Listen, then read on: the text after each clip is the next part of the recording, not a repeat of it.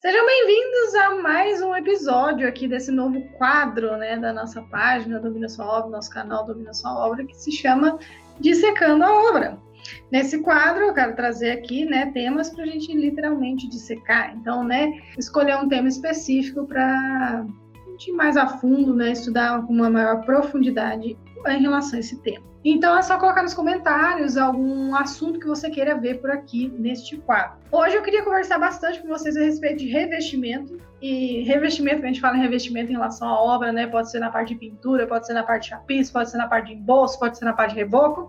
Mas o que eu queria trazer aqui para vocês seria revestimento realmente cerâmico, porcelanato. O que a gente tem que prestar atenção? O que nós, como RTs de execução de obra, a gente precisa saber, a gente precisa garantir, por que a gente precisa saber e garantir, enfim. A primeira pergunta, né, de todas aí que eu queria trazer realmente seria na questão de por que a gente, como RT de execução, a gente precisa saber bem certinho, né, como garantir essa qualidade, de como vai ser assentado, qual tipo de argamassa, como armazenar esse material, enfim, por que a gente precisa saber de tudo isso? Bom, a parte de revestimento cerâmico, de revestimento de porcelanato, enfim, é uma parte que ele salta aos olhos do nosso cliente muito facilmente. É uma das partes, assim, que o nosso cliente, por mais leigo que seja, ele consegue visualizar de longe um bom trabalho, né? De longe, se foi feito com uma boa qualidade.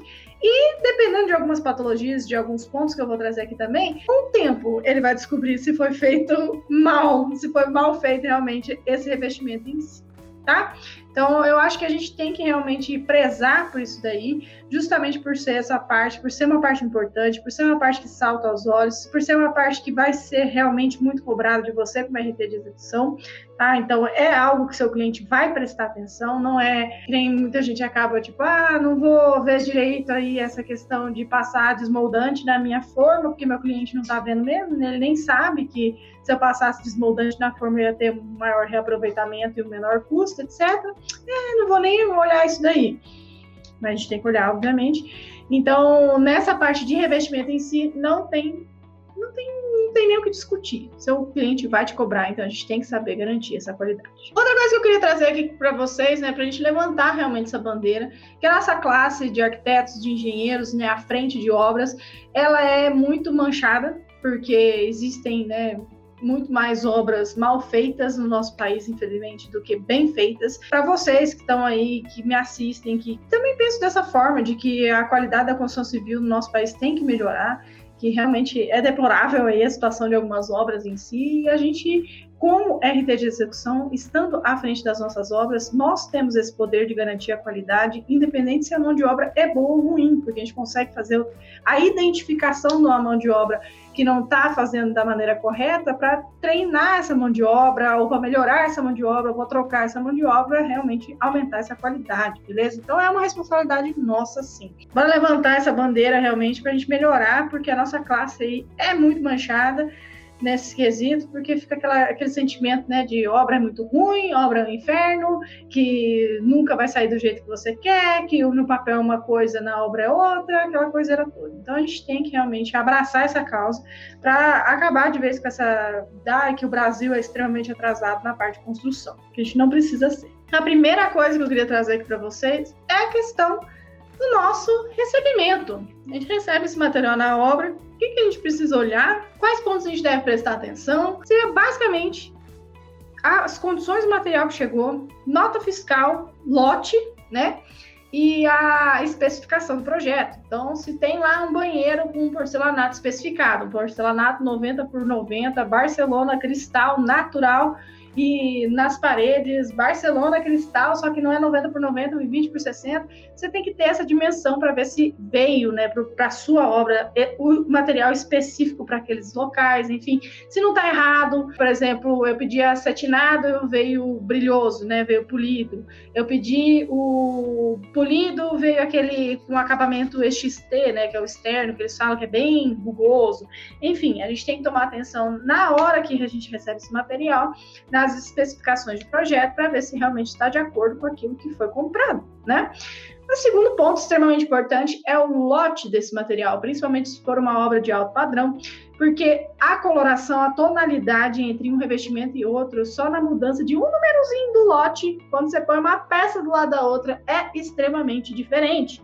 Então, você não pode aceitar do seu fornecedor, por exemplo, comprei o piso da minha casa inteira num revestimento X, e daí veio 2 lotes distintos. Você não pode aceitar isso, porque senão realmente vai ter aquela diferença de coloração no meio do seu ambiente ali, vai ter uma diferença de coloração muito grande, apesar de ser a mesma especificação, tá?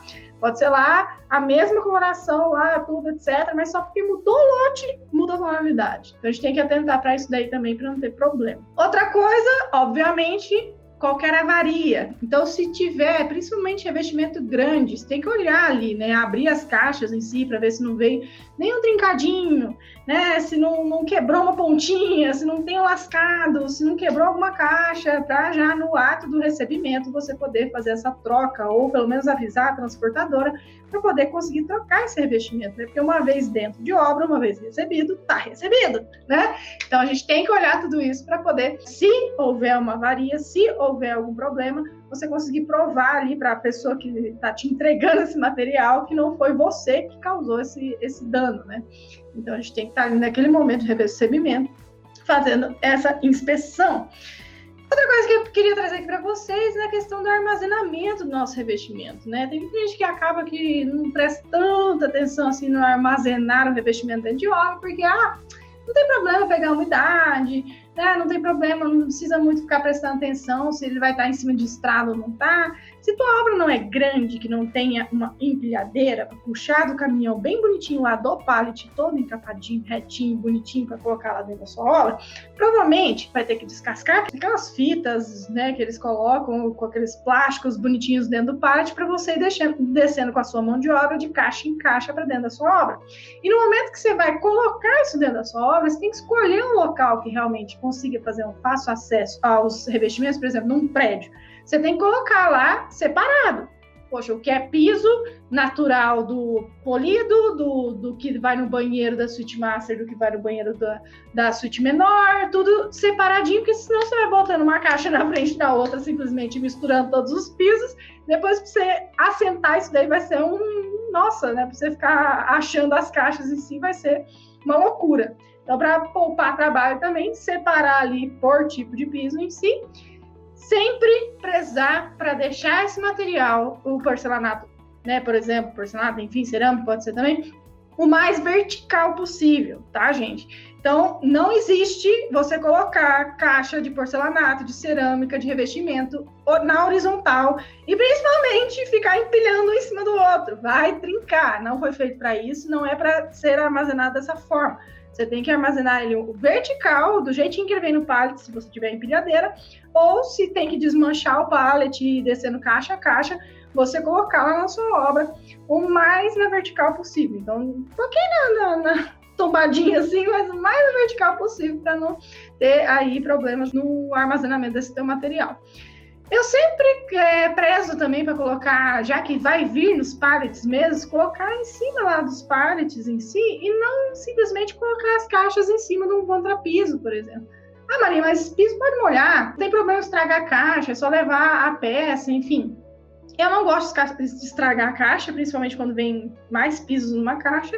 E também porque, dependendo da forma com que está o seu contrapiso, se estiver muito rugoso ou coisa do gênero, às vezes bate uma quininha num piso ali, pronto, lascou, quebrou, sabe, perde um pedacinho. Então, é interessante colocar em cima de estrados de madeira, em cima de sarrafinhos, ou simplesmente em cima lá do pallet de madeira, para não ficar em contato direto com o chão.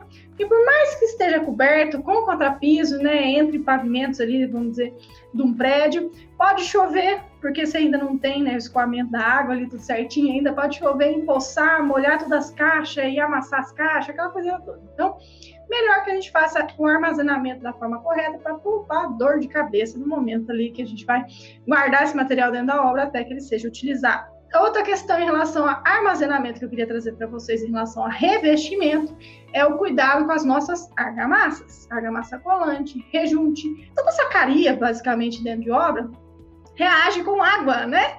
Então, vamos fugir da água a qualquer custo. Coloque suas argamassas bem longe da água, local coberto, fresquinho, em cima de estrado de madeira e com empilhamento máximo.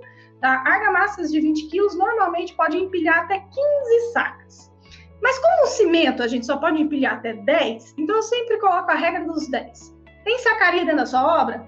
Empilha só até 10 sacos. Por quê? O próprio peso da sacaria, se você for colocando uma saca em cima da outra, pode empelotar as de baixo. Então, fugir da umidade, regra básica, e empilhar aí no máximo 10 sacarias para a gente não ter esse problema de empedrar as de baixo por conta do próprio peso ali, né?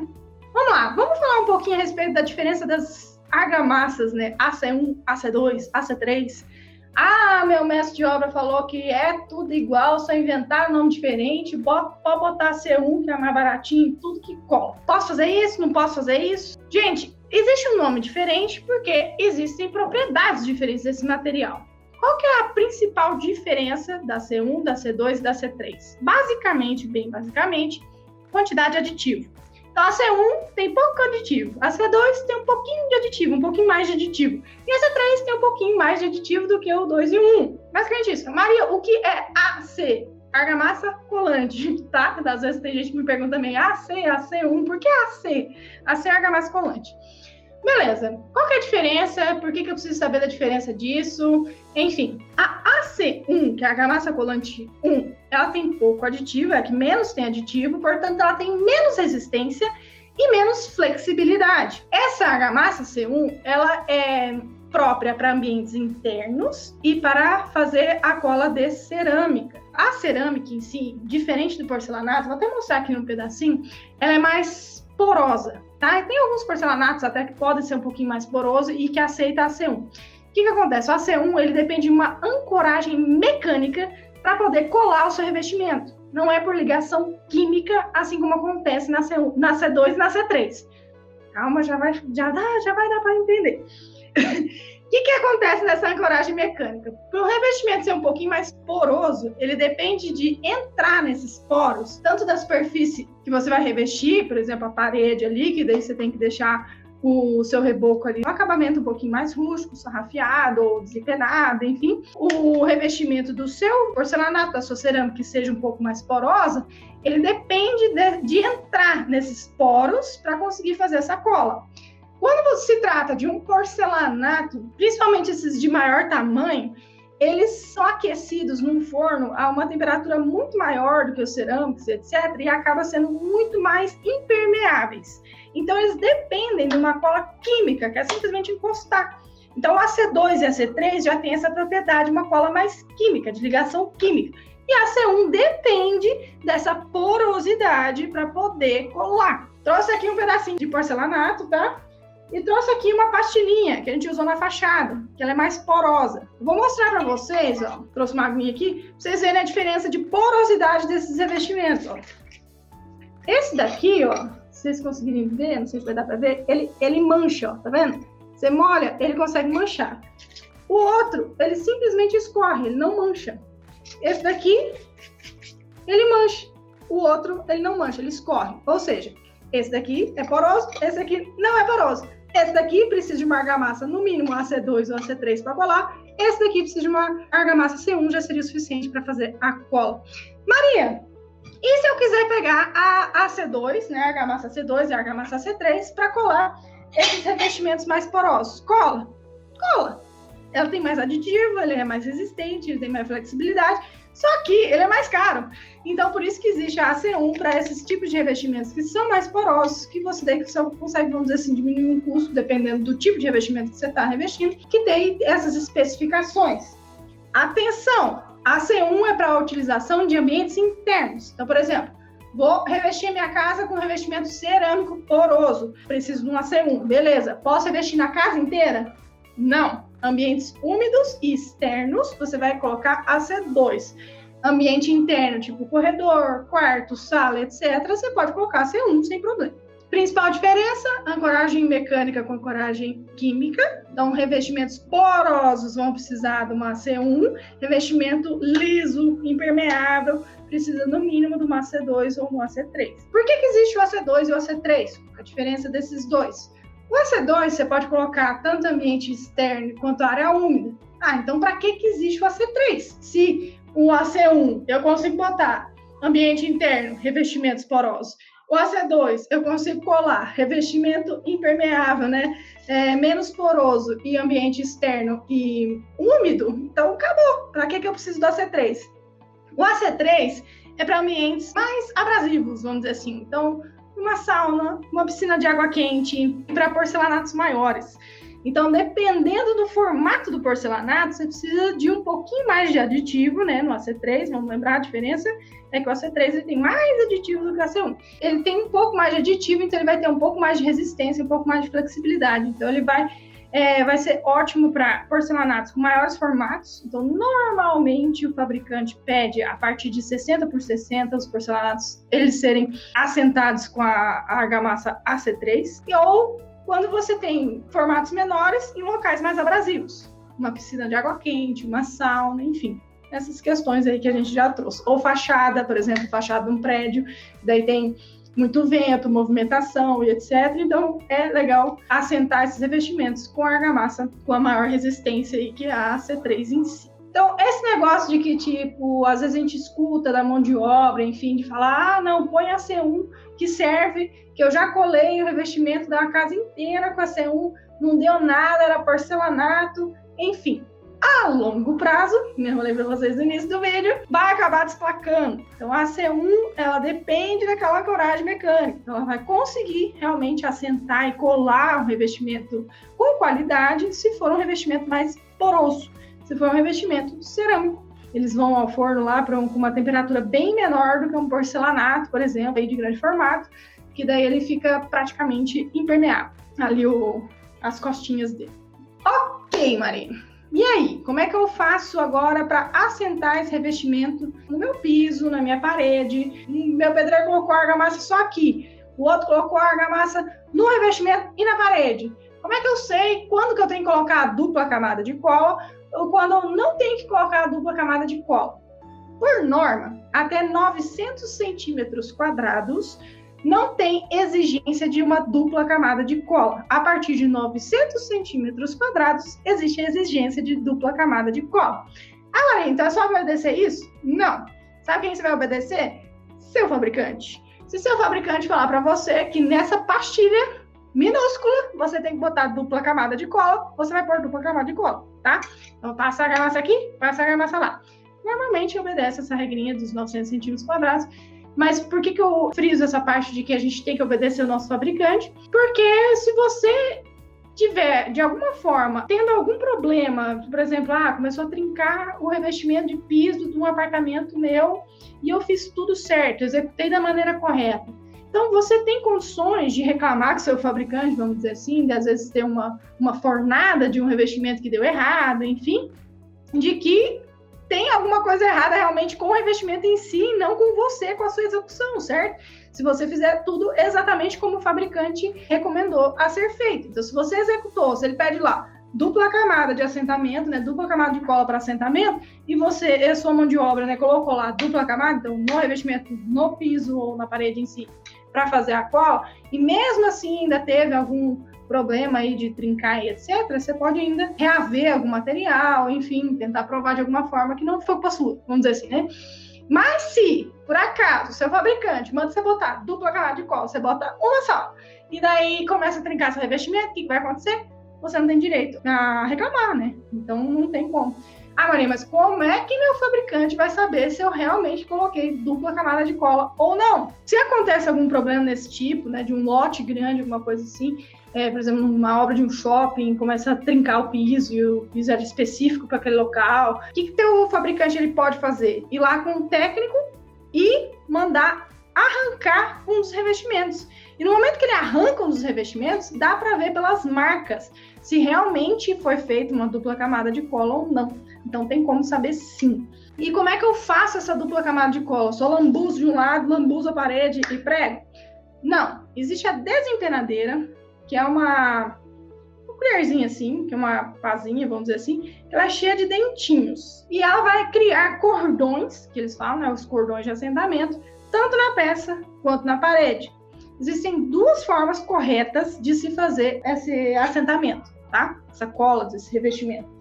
Então, até desenhei umas linhas aqui, ó. Então, vamos dizer, aqui eu vou colocar a minha argamassa de assentamento e vou colocar na parede também, certo?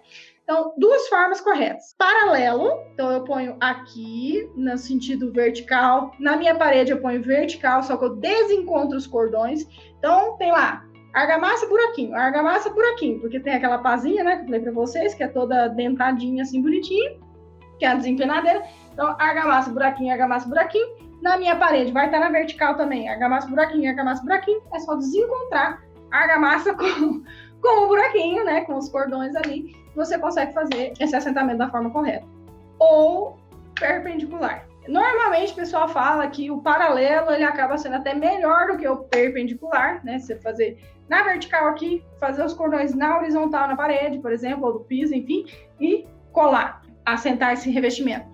Normalmente os fabricantes eles até aconselham a fazer da forma paralela que o ar, vamos dizer assim, não fica preso, né, ali dentro dos cordões, então ele escapa com maior facilidade, preenchendo todos os espaços do seu revestimento. Erro muitíssimo comum de problemas com trinca de piso, etc. Não preencher todo o revestimento com argamassa. Tá? Não pode ficar um buraquinho sem, até que você vê, né? Tem os cordões ali de assentamento, justamente para quando você for colar um no outro ali, né? Com as duas camadas de cola, o ar escapar de todos os jeitos ali para não ficar nenhum buraquinho. Teve uma obra de um shopping, uma professora minha, inclusive, ela era RT naquela obra, e que ela teve problema, né? Começou a trincar os pisos, e eles começaram a tirar os pisos para ver como é que foi assentado, e simplesmente estava assim, ó, pedaço de argamassa, e pof.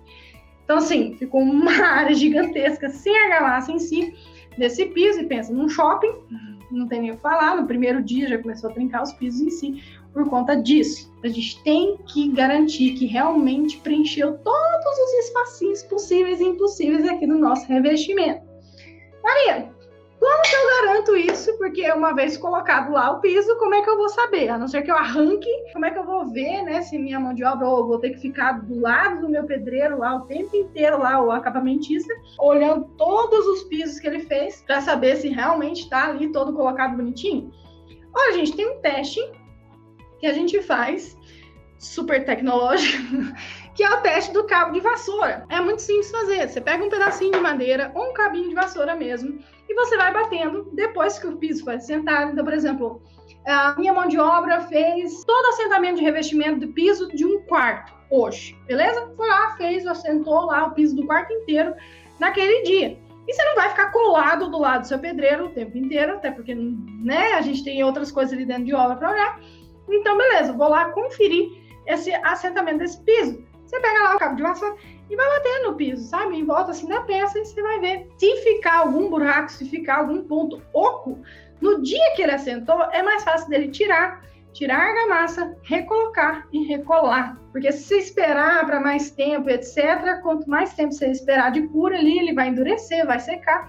E vai ser mais difícil para tirar esse piso em si, para poder realmente ajustar, vamos dizer assim, né? Deixar que ele preencha aí todos os espaços com argamassa colante. Maria, por que eu tenho que ter esse controle, né?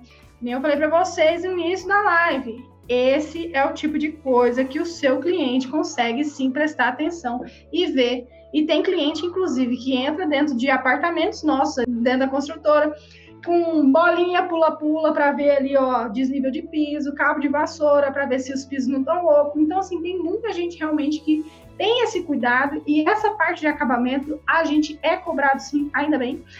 Acho bom, sinceramente, que a gente seja cobrado realmente dos nossos clientes. Então, a gente tem que prestar muita atenção para que não seja ele que encontre esses erros, sabe? Então, a gente tem que estar ali na obra já prevendo todas essas possibilidades. Porque, que nem, né, por melhor que seja a nossa equipe de mão de obra, pode ser que tenha um dia ali um pouquinho mais distraído, um pouquinho cansado, com sono, o filho ficou doente, né, não dormiu direito, aquela coisa era toda. E às vezes um revestimento no meio do quarto ficou com vazio e de repente ali no primeiro dia que seu cliente entrou na obra já, puf, trinca o piso, né? Então já fica aquela sensação de tipo, nossa, não presta, essa obra é ruim. E às vezes era só aquele piso. Né? Então, por isso que eu falo, Revestir o quarto? Beleza, vai lá, é só um quarto, tem lá, sei lá, 30 peças, bate lá com cabo de vassoura em volta de todos os pisos que você consegue ver na hora se o negócio tá bom ou não. Já está num cargo mais alto dentro da empresa, ou já é RT, já faz mais um tempo, enfim, você tem estagiários com você, orienta seus estagiários para fazer isso com você. É extremamente importante que a gente faça isso, para não ter esse problema, porque se ficar espaço, vai trincar com o tempo. Beleza? Uma coisa que eu vejo muito comum acontecer, principalmente com meus colegas aí arquitetos, de querer diminuir o tamanho das juntas de dilatação dos pisos, porque fica mais bonito, óbvio, também acho, né? Então, aqueles pisos que, teoricamente, teria que ter lá na caixa, está pedindo 3 milímetros de junta de dilatação, vai o arquiteto e fala, não, vamos comprar aquela juntinha de 1,5, porque ele fica mais bonito, ele fica mais próximo. O fabricante fez o piso daquela forma por um motivo. Existe um projeto, existe um cálculo de dilatação, de trabalho desse piso em si, desse revestimento, que ele tem que ter esse espaço, né, o rejunte, né, a junta de dilatação em si não está ali de graça, vamos dizer assim, ele tem que ter esse espaço para poder trabalhar. Então, assim, muitos dos casos, né, de que, não, beleza, eu quero deixar mais bonito, vou diminuir o tamanho do meu rejunte. O que acontece? Trinca, porque o piso ele vai trabalhar, principalmente porque o nosso país, na maior parte das nossas cidades, tem uma amplitude térmica muito grande. Então, aquece, esfria, né? Tipo, tem momentos aí de muito calor ou de noite esfria bastante, enfim. E acaba que vai ter uma movimentação. Esse piso ele foi projetado para movimentar dessa forma e, de repente, você está diminuindo o espaço dele com movimentação e daí vai gerar, sim, trincas. Então, a gente tem que tomar esse cuidado também. Não somos nós, infelizmente, que escolhemos aí o tamanho do nosso rejunte. Se o rejunte está lá, meio centímetro, tem que ter meio centímetro. Se não tiver meio centímetro, se você estiver diminuindo, pode saber que você está chamando para você a responsabilidade desse piso de trincar. E acontece demais. Outra coisa que a gente precisa prestar atenção. Se é um piso maior, a gente tem que colocar aquelas cunhas de nivelamento. Então, no espaçador, ele é tipo uma mesinha assim, né?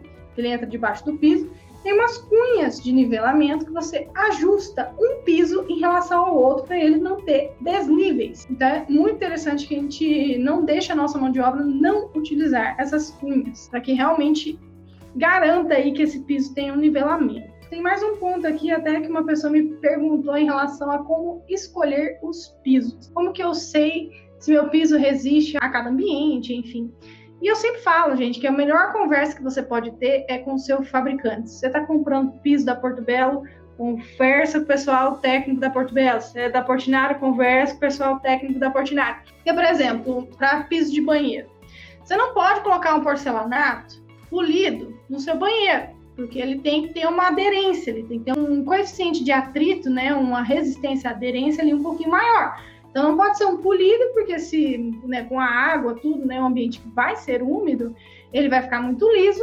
Então, pensa um senhorzinho de idade, pensa uma pessoa com dificuldade de locomoção, ou mesmo a gente, que tá lá naquele piso super liso, molhou, a probabilidade de escorregar é gigantesca.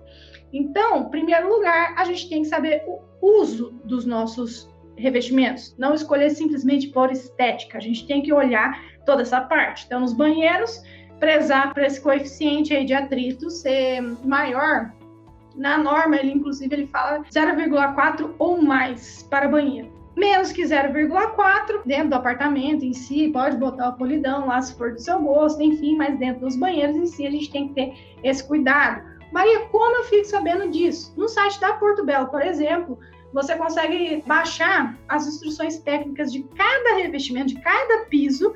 Daí tem todas as especificações, inclusive esse coeficiente de aderência, etc., que você consegue ver. Inclusive, se vocês quiserem, pessoal, eu posso até postar dos pisos que a gente utilizou em uma das nossas obras no grupo do Telegram. Então, se você não estiver ainda no grupo do Telegram, me chama lá depois no Instagram que eu passo para vocês.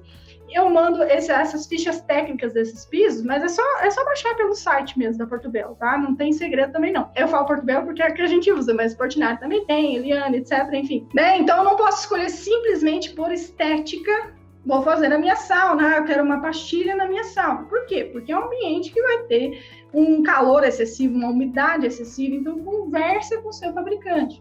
Ó, Portinari, ó, Eliane, ó, Porto Belo, eu vou fazer uma sauna, né, com temperaturas aí que vão chegar, nem sei quanto vai uma sauna, 50 graus, enfim, e eu queria colocar essa pastilha. Essa pastilha, ela resiste? Então, conversem com o seu fabricante nesse sentido também. Ah, vou fazer uma piscina de água quente. Posso colocar esse revestimento? Sabe? A gente deve buscar o fabricante, sim, para ele nos orientar melhor e não simplesmente escolher por estética, porque às vezes pode dar um trabalhinho. Então, às vezes, escolhi uma pastilha super legal, super bonita e coloquei na sauna, depois saiu desplacando, trincando tudo, porque justamente ela não tinha essa resistência, né? Para poder estar ali sendo colocada num ambiente tão abrasivo. Tá? A gente tem que tomar esse cuidado e a melhor pessoa do planeta que vai dar essa orientação realmente é o próprio fabricante, que é melhor do que a gente, tem o maior interesse do mundo que a gente coloca ali no lugar certo para não gerar problemas. Então, a gente sempre tem que prezar aí pelas datas de validade das nossas argamassas, enfim, dos rejuntes, se está sendo colocado no lugar certo, se é um rejunte para local seco, se é um rejunte para local úmido, atentar para todos esses pontos para não ter problemas. E dessa forma, a gente consegue realmente garantir a qualidade, né, desse assentamento, prezar para que o ambiente, né, a superfície que a gente vai assentar esteja limpinha, que não tenha resto de desmoldante, mofo, que não tenha graxa, que não tenha óleo, porque senão vai desplacar. Outro ponto extremamente importante, misturou a argamassa com a água, etc. Abriu a massa na parede, só tem uns 15 minutos de cura daquilo ali. Então, se você já vê sua mão de obra, por exemplo, abriu a parede inteira da cozinha para poder revestir, já manda arrancar, porque os primeiros revestimentos vai dar certo, vai colar. Agora os outros não, já vai ter curado essa massa. Depois que você abre ela na parede, ela dura muito pouco. Então, o pedreiro, o seu acapamentista, ele tem que ir abrindo aos poucos para poder ir colocando as peças, né? Abrir a massa e colocar na parede, tá, gente? Ou no revestimento em si. Abrir aos poucos para não ter problema de secar. Maria, como é que eu sei se a argamassa secou ou não secou? Se já entrou em cura, se não entrou? Teste do dedo. Tá aberto lá um troção lá na sua parede, ou o pedreiro abriu a massa e foi ao banheiro, enfim, você desconfiou, falou, essa argamassa aí, é um revestimento aqui grande, enfim, aquela coiseira toda. O que você faz? Meleca o dedo lá na argamassa. Se você apertar a argamassa que está aberta na parede e não sair nada no seu dedo, pode mandar tirar, tá? Porque daí não vai colar, a qualidade ali dessa argamassa em si, ela já não vai estar 100% e pode desplacar realmente. Agora, se você passou o dedo e pressionou ali essa argamassa que está aberta e ainda sujou o dedo, então daí pode ficar tranquilo, pode deixar sua mão de obra assentar. Se você está me assistindo até agora é porque você gostou. Então, curte o vídeo, clique em gostei aqui embaixo.